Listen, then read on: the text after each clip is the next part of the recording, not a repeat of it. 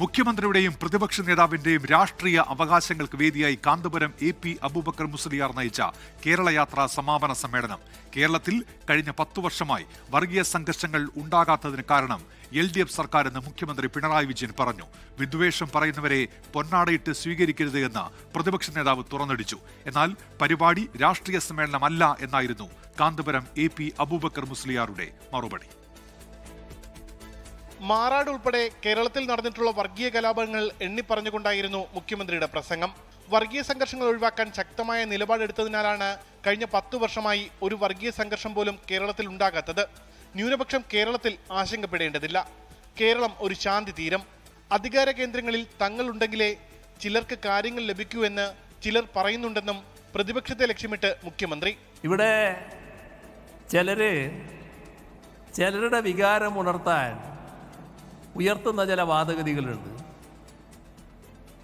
ഞാനതിൻ്റെ മറ്റ് വിശദാംശങ്ങളിലേക്ക് ഇപ്പോൾ പോകുന്നില്ല.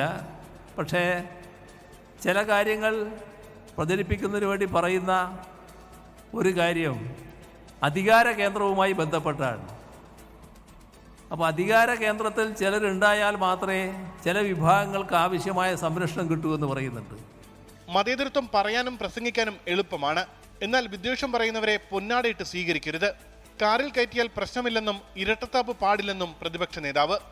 നമ്മൾ മതേതരത്തിനെതിരെ സംസാരിക്കുക, വേറൊരാളെ കൊണ്ട് വിദ്വേഷം പ്രസംഗിപ്പിക്കുക, പിറ്റേ ആഴ്ച അയാൾക്ക് പോയി പൊന്നാടയിടുക, അങ്ങനെ ചെയ്യരുത്. നമ്മൾ കാറി കയറ്റിയാലൊന്നും കുഴപ്പമില്ല, പക്ഷെ കാറി കയറ്റുന്നവരെ നമ്മൾ സൂക്ഷിച്ചു വേണം.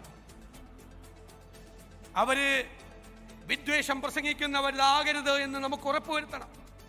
എന്നാൽ രാഷ്ട്രീയ പ്രസംഗങ്ങൾ പൂർണ്ണമായി തള്ളി കാന്തപുരം AP അബൂബക്കർ മുസ്ലിയാർ രംഗത്തെത്തി.